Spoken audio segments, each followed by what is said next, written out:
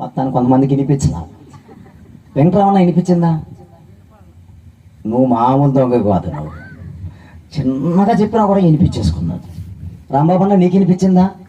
సరే, ఆన్సర్ చెప్పు.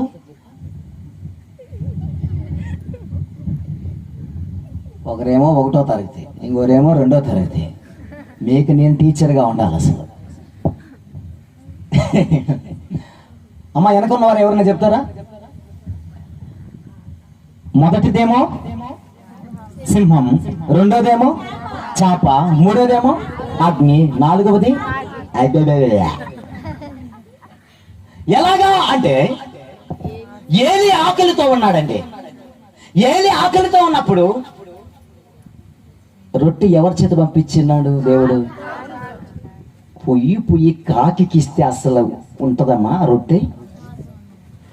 అదే